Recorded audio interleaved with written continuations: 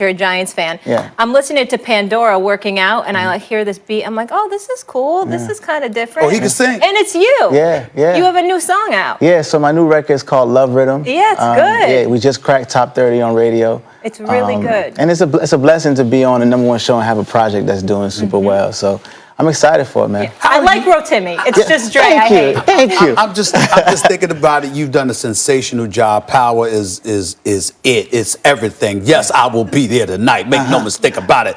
But I got to ask you, talk to me about where your career is at now because of Power. Man, Power opened up so many doors. I started off as a musician, just purely a musician. So I graduated Northwestern. And when I went to Northwestern, it was just music. I booked my first audition and on a TV show called Boss, and that's kind of what started it for me. Power happened, and it opened up the doors, so I'm sitting in rooms that people are like, who is this guy? Then they do the research, and they find out I do music. So my project, Walk With Me, just came out, so it was at the same time as having a #1 R&B album, but then also having a #1 show, so it's just opened up the door for everything for me. Wow. Yeah. So have you been bitten by the acting bug? If you have a choice, obviously you don't have to make this choice, but you are a musician or an actor going for which one?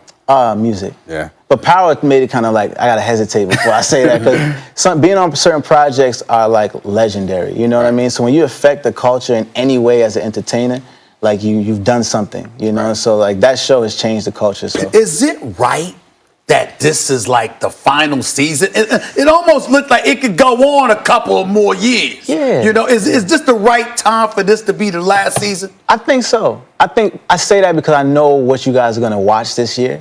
So you get the whole backstory of every character, that main character. You get, even Dre, like you get to see why Dre makes the decisions he makes. So like, he's a dad, so what would you do for your child? That's kind of what you leave feeling for him. Even with Rashad Tate, you see why he's who he is and everybody. So I think the way we end it is enough. It's enough.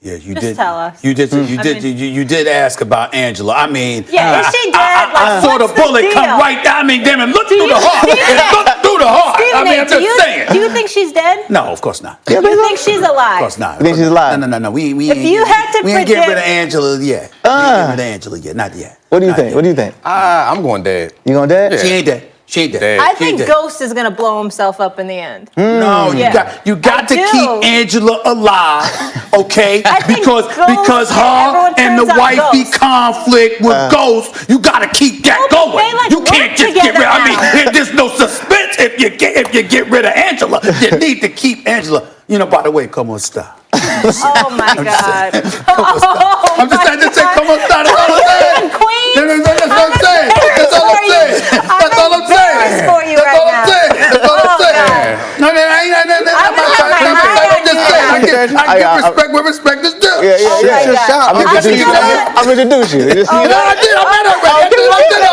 I met the whole crew. Met her with whole I'm not interested. I'm good. My wife is lovely. I'm straight. But my point, I'm just saying, I got respect. I met all of them. I interviewed all of them separately.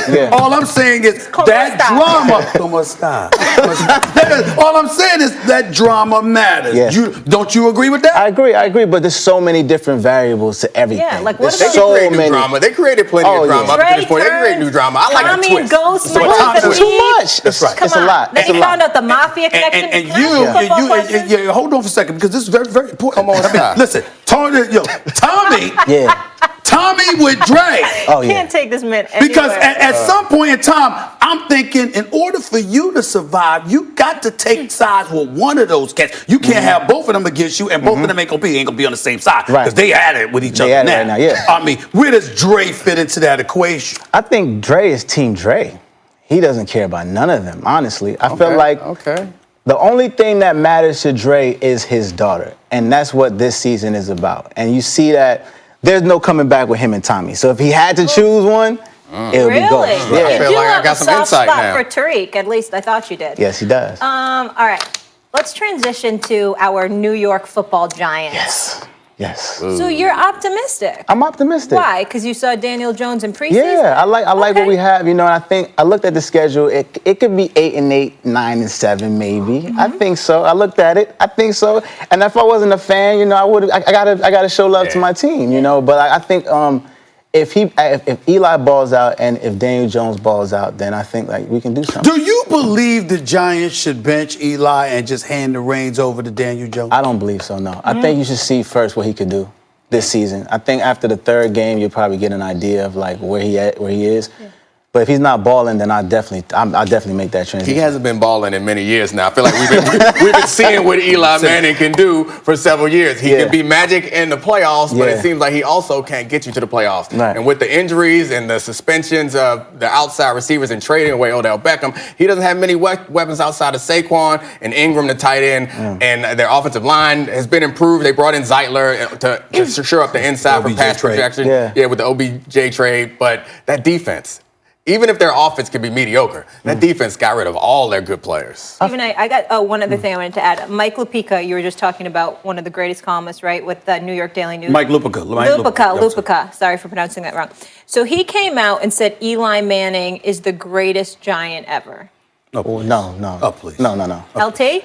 Yes. Of course. Of course. Yeah, that's I mean, it's not much of an argument. I think Eli, we give a lot of credit to quarterbacks because they're quarterbacks, and you can't even point to Eli's greatest moments. I feel like they're fantastic, but some of them you can just be like, that's pretty lucky. The helmet catch, it's great, but the impact that LT changed the game. It's interesting that y'all say that because I think, listen, Eli is a consummate professional. He's a good dude. Yeah. I can understand the level of affection people have for him. I get that. But speaking purely about football, as far as I'm concerned, the New York Giants defense won those 2 Super Bowls against the New England Patriots. I mean, 21-17 and 17-14 with your scores, if I remember correctly. Right. Listen, the bottom line is that ain't Brady throwing for 500 yards and dropping 33 points in a loss 100%. To the Eagles in the Super Bowl. That's Eli Manning, who's never even thrown for 300 yards in the Super Bowl. 100%. I mean, without Eli Manning, I don't think we really changed much about the history of football. Without LT, football's not the same. He changed the way that the position was played. He's the one who kind of set up Bill Parcells' career to go forward, which led to Bill Belichick.